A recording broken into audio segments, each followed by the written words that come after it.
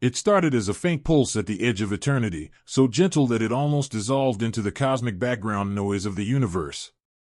For decades, Voyager 1 had wandered through interstellar space in silence, its instruments aging, its once strong voice withering into obscurity, its mission little more than a distant memory. Yet, in its 46th year of flight, something extraordinary happened, something that defied every expectation. Without a single command from Earth and absent any detectable external force, the ancient probe suddenly moved. It shifted course, unprompted, as if answering a call only it could hear. Moments later, it began to transmit a steady, rhythmic hum, a deep, mathematical resonance unlike any sound ever captured before. At first, scientists dismissed it as a malfunction, perhaps a glitch triggered by radiation or decaying circuitry.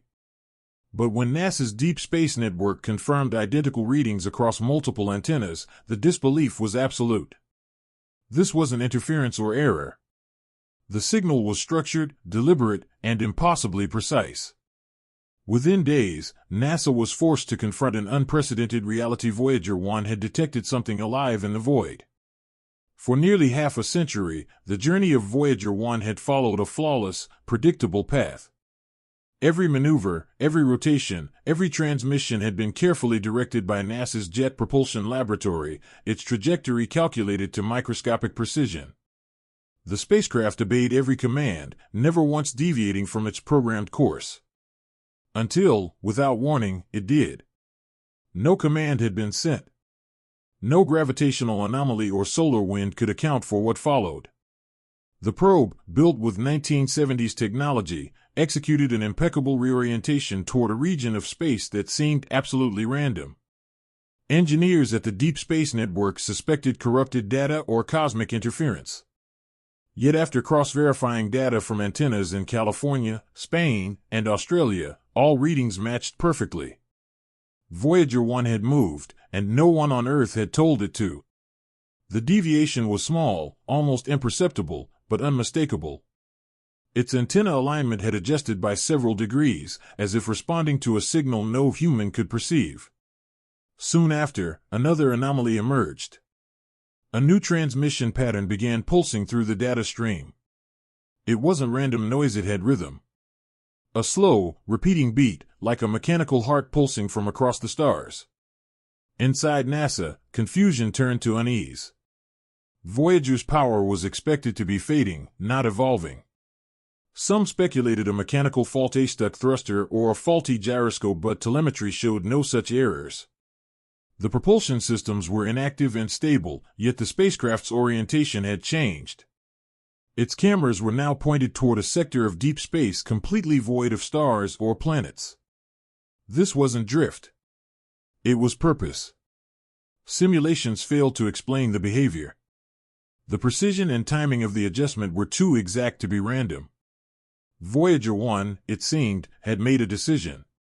For the first time in history, NASA faced a question no human had ever dared to ask: who, or what, was steering Voyager 1? Once the course change was verified, NASA began continuous monitoring. The immediate goal was to regain control and understand why the spacecraft had shifted its direction. But as technicians examined the transmission data, every monitor in the control room froze. Amid the static of Voyager's 15 billion meter signal, a pulse repeated, a symmetrical, rhythmic beat, precise to the millisecond. It wasn't telemetry or internal data. It didn't resemble any known interference pattern. The pulse repeated at perfect intervals, like a metronome echoing through the cosmos. The team called it the heartbeat. Subtle at first, the sound grew more distinct with time, a low-frequency vibration that rolled through the carrier wave like a drumbeat from beyond the solar system. First, NASA suspected a decaying power source was feeding back into the transmitter. But redundant sensors across the global network confirmed the pattern. 3 antennas, California, Madrid, and Canberra, each detected the same rhythm at the same frequency. Identical. Perfect. It was not random. It was real. Even more unsettling was the structure within the signal, faint amplitude modulations that followed mathematical ratios. No known cosmic phenomenon could account for it. There were no solar flares, no magnetar pulses, no background interference. Yet the heartbeat persisted, calm and deliberate. One scientist compared it to Morse code, another to a biological rhythm, and a third whispered that it sounded like intention. Within NASA, tension thickened. This wasn't another anomaly, it was communication. For nearly 50 years, Voyager had sent information about space, radiation, plasma, magnetic readings. But this was different. This was something in space, reaching back. Voyager was no longer alone. Further investigations validated the authenticity of the signal. Data from more than one continent correlated with microscopic precision, the same rhythmic pulse, frequency, and spacing. What left researchers aghast was the complexity involved in the pattern. Laced within the hum were harmonic layers, frequencies arranged in mathematical ratios, 2 to 3, 3 to 5, 5 to 8, the Fibonacci sequence itself. These ratios manifested in biological systems, in the patterns of sound waves, and even in music. This wasn't random noise, it was information. Engineers tried to explain it scientifically. Could electromagnetic resonance or hardware degradation cause harmonic oscillations? No, the probe's power was steady, its hardware stable. When researchers isolated the frequency harmonics, out came something that looked uncannily familiar, a waveform with order, rhythm, and syntax. The signal followed rules, a language, though not human. Cryptographers and pattern analysts joined the study. The more they examined it, the more deliberate it became. When plotted visually, the waveform formed symmetrical fractals and spirals, shapes which nature and intelligence both create. NASA stopped calling it an anomaly. The official term became structured signal event. And within the Jet Propulsion Laboratory, one question began circulating in whispers: was Voyager 1 still the one transmitting? One comparison, however, soon proved impossible to avoid. The structure of the signal, like a ghostly echo of something from Earth's own history, was the Arecibo message. That binary broadcast was sent from Puerto Rico in 1974 and humanity's first conscious attempt to contact alien life. It described our DNA, our solar system, and even our physical form. Now, some 5 decades later, Voyager's heartbeat began to echo it. The pulse intervals, the mathematical layering, and even the sequences of prime numbers were identical. When analysts visualized the waveform, they found something chilling. Buried within its modulation lay a mirrored reflection of Arecibo's DNA helix pattern, flipped, inverted, reordered. It was as if Voyager 1 had received a reply. And that reply was being sent straight back to Earth. Voyager, once our messenger, had become a medium. Something had heard us, and was answering. Then the probe shifted again. Its orientation changed by exact angles to face toward a part of space with no stars or galaxies. Nothing existed there, not radiation, matter, or energy. Yet Voyager's antenna locked onto it, transmitting steadily. The engineers were baffled. The coordinates indicated what astronomers defined as a cosmic void.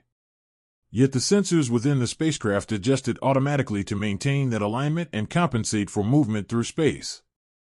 The internal atmosphere at NASA segued from curiosity to alarm. The word contact began replacing anomaly in secure communications.